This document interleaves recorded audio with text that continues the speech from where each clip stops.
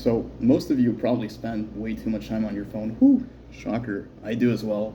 Earlier this year, I decided, hey, I want to see if my life gets any better if I just stop consuming content all the time and doom scrolling.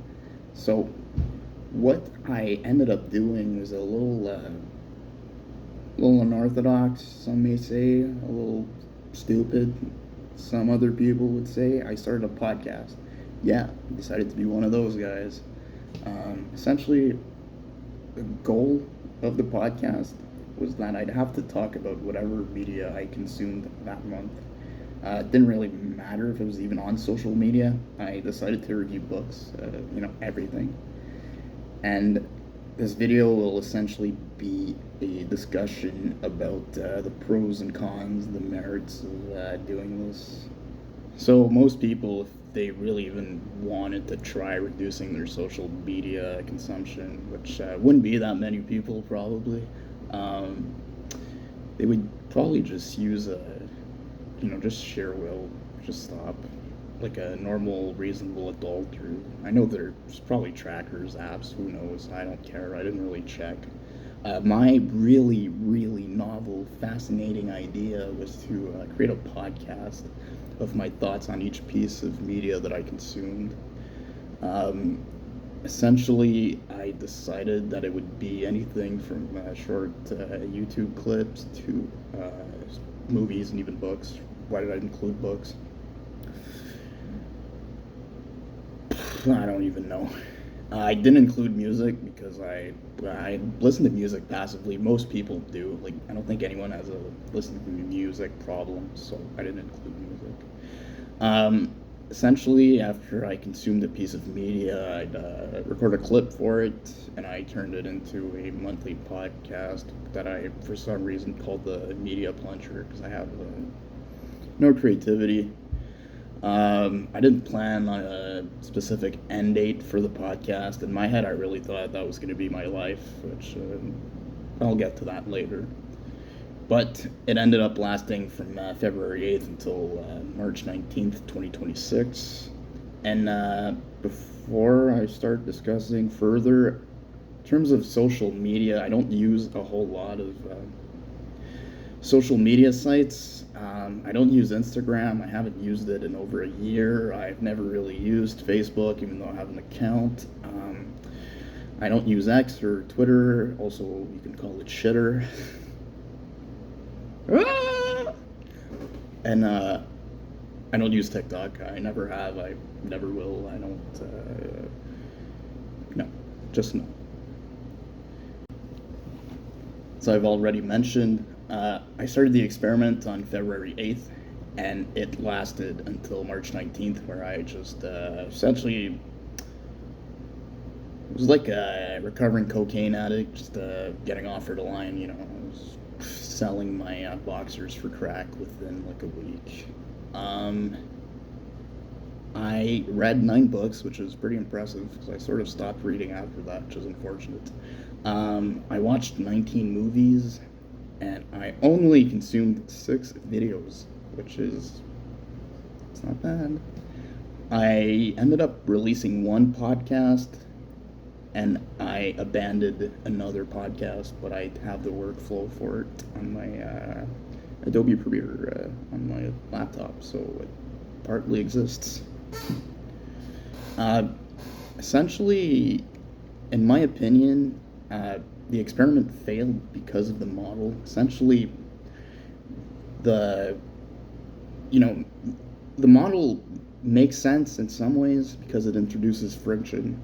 I can't just doom scroll, or else my podcast, in theory, I have no impulse. Like, I wouldn't have done it, but in theory, like, if I would have just doom scrolled and talked about everything that I consumed, I would have had like 20-hour long podcasts. So basically, it decentivizes doom scrolling. It really made me more self-aware about what I watched and intentful. So there's that. That's good. The model, that's the other problem with the way it works, having to do a podcast each month. it just makes it a chore. It's not necessarily that consuming content becomes a chore, it's the whole post processing.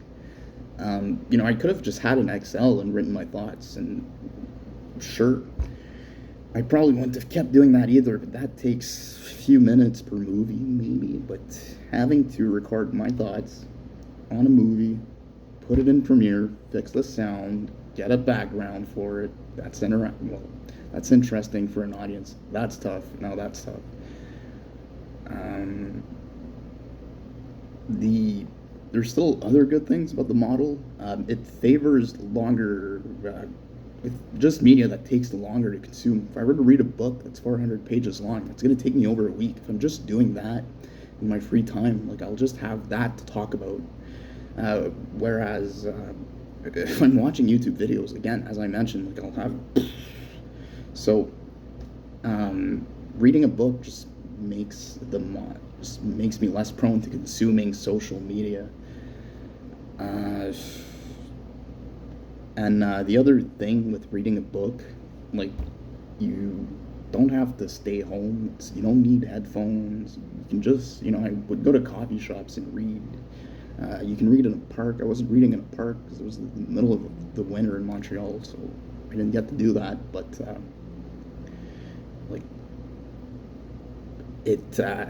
reading really, if you want to manage your social media consumption, read a book. Seriously, just turn the phone off, put it in another room, and just read a book. Just go to a coffee shop and read a book. It's a good way to kill free time. Also, didn't consume podcasts during the experiment. Why? That's good. No, that's a good conversation. Reason why I didn't consume podcasts was that I typically consume podcasts while doom scrolling on my phone, on Reddit, or on whatever. So I didn't feel the need to listen to a podcast. And I also found that there's some loopholes to how you can consume content. I wasn't consuming social media content, and I didn't bar this before starting, but I was consuming a lot of news on news apps. I had downloaded a few of them. I already had Reuters and CBC on my phone just to catch up on world news. As a grown-ass adult does. I downloaded a bunch of other ones: CNN, BBC, Al Jazeera. Just constantly consuming news, which is it social media? No, but am I consuming content? Yeah, I sort of am, but it's a different kind of content. And if I were to redo this experiment, I probably would have included news sites just because they can be as addicting as social media. Maybe not quite as addicting, but they're pretty addicting. They scratch the same itch. Yeah. So basically, when the experiment failed, I was away from home for a few days, and I think the change in routine really did it. So essentially, I was house sitting for a weekend at a cottage, and I had fuck all to do. Like, I had nothing to do. So I picked up my phone and I started watching YouTube videos, and I told myself, that doesn't count. Like, I'm not doing anything else. But guess what? I came back home. It's gone. It's gone. And now that it's been over April, May, June, July, it's been 4 months. Like, I'm back to where I was, basically. I'm back to where I was before the experiment. So, honestly, if I were to scale down my social media consumption, I wouldn't do a podcast. It's a lot of work. It makes the good habits so easy to break. It's almost Casey Neistat-esque, which is what I wrote in my notes in Scope. Like, you're essentially recording a lot of your life, and that takes time away from your life that you could be doing other things with. So, and the other thing is, look, you're going to consume media. That's just a part of the modern world, but as unfortunate as it is, I don't think the solution is to just be this strict on yourself and try to monetize your pain.